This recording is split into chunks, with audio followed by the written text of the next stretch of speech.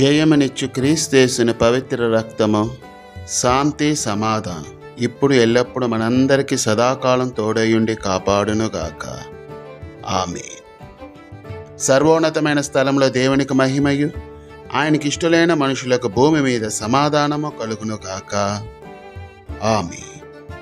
దేవుడు లోకమును ఎంతో ప్రేమించెను, కాగా ఆయన తన అద్వితీయ కుమారునిగా పుట్టిన వాని యందు విశ్వాసముంచు ప్రతివాడును నశింపక నిత్య జీవము పొందినట్లు ఆయనను అనుగ్రహించెను. యోహాన్ 3:16. ఈ వాక్యం పరిశుద్ధ గ్రంథములో చాలా ప్రధానమైన వాక్యం. వాస్తవానికి ఈ వాక్యం దేవుని మూల ఉద్దేశాన్ని తెలియజేస్తుంది. నరుని స్థితిని మరియు అతని యొక్క గమనాన్ని వివరించే గొప్ప వాక్యం పరిశుద్ధ గ్రంథములోనే ఈ యోహాన్ 3:16 మనం అర్థం చేసుకోవచ్చు. దేవుడు ఈ లోకాన్ని ఎంతో ప్రేమించెను. తన ఒక్కగానొక్క కుమారుని మన కొరకు మన పాపములను బట్టి బలి ఇచ్చారు. ఎవరు నశింపబడక శాశ్వత జీవాన్ని అందరూ పొందుకోవాలి అన్నది ఉద్దేశము ఆయనలో మనకి పరిపూర్ణంగా అర్థమవుతుంది. తన కుమారుని ద్వారా మాత్రమే లోకానికి విముక్తి, రక్షణ కలగగలదు అన్నదే దేవుని ప్రేరేపితం. దేవుని ప్రేమ ఉట్టి మాటలతో సరిపెట్టు ప్రేమ కాదు, క్రియల ద్వారా తెలియజేసిన ప్రేమ. దేవుని ప్రేమ ఒక జాతికి, ఒక మతానికి పరిమితం కాదు. సమస్త మానవాళి ఆయన ప్రేమకు అర్హులే అన్న సత్యమైన ప్రేమ. క్రీస్తుని పంపడంలో దేవుని తలంపు చాలా గొప్పదై ఉంది.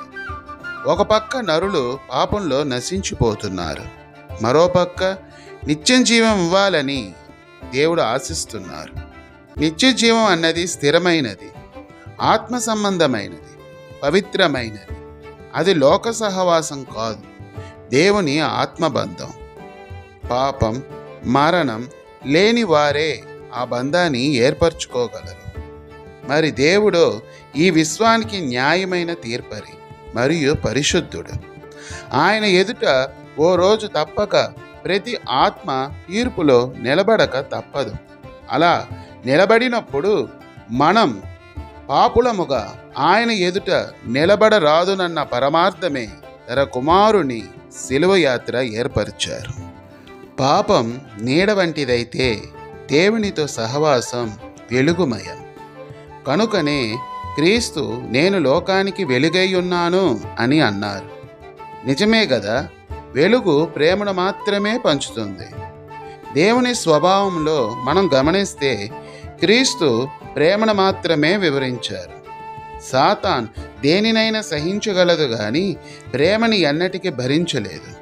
అయితే యోహాను 3:16 మనం ధ్యానించిన మూలవాక్యం ప్రకారం దేవుడు లోకమును ఎంతో ప్రేమించెను కనుక తన అద్వితీయ కుమారుని యందు విశ్వాసముంచు ప్రతివాడును నశింపగా నిత్య జీవము పొందినట్లు దేవుడు ఆయనను మనకు అనుగ్రహించెను. పాపంలో దారి తప్పిపోయిన మనలను, నశించిపోతున్న మన ఆత్మలను దేవుడు తన జాలి, కనికరం చేత తన ప్రేమకు యోగ్యులంగా అందరినీ ఏర్పరచుకోవాలినని తన ప్రేమకు సాక్ష్యంగా క్రీస్తు ద్వారా ఈ గొప్ప భాగ్యాన్ని మనకు అనుగ్రహించారు. ఆయన ప్రేమ గలవారు కాబట్టి అందరూ ప్రేమింపబడాలినన్నది ఆయన చిత్తమై ఉన్నది. నిజం చెప్పాలంటే ఈనాటి అవిశ్వాసులకి, ఆనాడు విశ్వాసం లేని ఇజ్రాయేల్ ప్రజలకి పెద్ద తేడా లేదు. సంఖ్యాకాండ 21:4-9 ధ్యానిస్తే అవిశ్వాసముతో దేవుని ప్రేమను అర్థం చేసుకొని ఇజ్రాయేల్ ప్రజలు దేవుడు ఆగ్రహంతో తాపకరమైన సర్పాలను వారిపై పంపారు. ఆ పిమ్మట ఇజ్రాయేల్ ప్రజలు వారు తప్పులు ఒప్పుకున్నందున దేవుడు మోషే చేత ఇత్తడి సర్పమును చేయించి దాన్ని చూచిన వారే బ్రతకగలరని దీవించారు. ఈనాటి దినాలలో కూడా జనుల యొక్క స్వభావము ఇట్లానే ఉన్నది. ఎంత దేవుడు ప్రేమతో మనల్ని దీవించినా, ప్రేమించినా తృప్తి లేని స్వభావాలుగానే ఆత్మలు ఏర్పరచబడ్డవి. లోకపు ఆశల కొరకు మనం దేవుని ప్రేమని విక్రించేంత నీచపు మానసిక స్థితికి దిగజారిపోయామన్నది వాస్తవం. ఎవరికి నచ్చినట్లు వారు సొంత అలవాట్లు ఏర్పరచుకున్నారన్నది నిజం. పాపం పాము వంటిది, దాని స్వభావం విషం వంటిది. మనుషులు ఈ పాపపు స్వభావంలో జీవిస్తున్నంత కాలం దేవుని అద్భుతమైన ప్రేమకు దూరం అయిపోతూనే ఉంటాడు. దేవుడు మనకు చివరి అవకాశంగా క్రీస్తును అనుగ్రహించారు.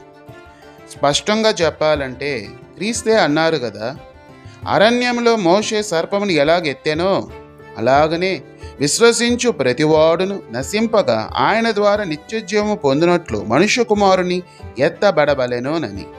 మరియు రోమా 8:4 నందు పాప పరిహార నిమిత్తము దేవుడు తన సొంత కుమారుని పాప శరీర ఆకారముతో పంపి ఆయన శరీరమునందు పాపమునకు శిక్ష విధించెను. కావున పాత నిబంధనలో శరీర ఆధిపత్య పాపము నుండి దేవుడు తన కుమారుని ద్వారా మనకు విడుదలను కలిగించారు. ఇక క్రీస్తు యేసునందున్న వారికి ఏ శిక్ష విధియు లేదునని దీవించారు. ధర్మశాస్త్రము దేనిని చేజాలకపోయెనో దానిని క్రీస్తు ద్వారా దేవుడు చేసి ఆయన ప్రేమకు నిదర్శనముగా రక్షణను అనుగ్రహించారు. శరీరానుసారమైన మనసు గల మరణము నుండి ఆత్మానుసారమైన కొత్త నిబంధనను మనసులో దేవుడు తన కుమారుని ద్వారా మనల్ని నడిపించారు. తన కుమారుని ద్వారా నూతన ఆత్మలుగా మనల్ని ఏర్పరిచారు. ఆదికాండము 1:28-30 ఫలించి అభివృద్ధి పొందుమని, సముద్రపు చేపలను ఆకాశ పక్షులను భూమి మీద పాకు ప్రతి జీవిని ఏలుడని, విస్తరించి భూమిని నిండించి దానిని లోబర్చుకొనుడని ఆశీర్వదించారు. కానీ నరుడు మాత్రం పాపానే కోరుతున్నాడు. దేవునికి వ్యతిరేకంగానే తన ప్రవర్తనను కలిగి ఉన్నాడు. దేవుని మార్గాన్ని విక్రించి తన జీవితాన్ని తనకు నచ్చినట్టుగా మూర్ఖంగా బ్రతకాలని ఆశిస్తూ పోరాడుతున్నాడు. ఆయన మాటలను హాస్యాస్పదంగా అయిపోతున్నాయి. నచ్చిన వారికి నచ్చినట్లుగా బోధించటం, జీవించటం అలవాటుగా మారిపోయి నాశనకరమైన లోయలోకి పరిగెత్తుతున్నారు. దేవుని ఆగ్రహం మంచిది కాదు. ఓ రోజు తప్పక జవాబు మనం ఇవ్వాల్సి వస్తుంది. శాశ్వతం కాని లోకం కొరకు పరిగెడుతున్న ఆశ మనది. దేవుడు శాశ్వతమైన నిత్య జీవాన్ని ఇవ్వాలని మన కొరకు, మన ప్రేమ కొరకు ఆయన ఎదురు చూస్తున్నారు. క్రీస్తే ఆయన మనకిచ్చిన ఆఖరి అవకాశం. ఉపయోగించనిచో శాశ్వతమైన మరణమే మనకి ఇక శాశ్వత తథ్యం.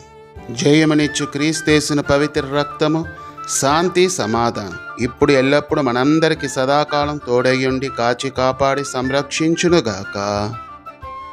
ఆమేన్.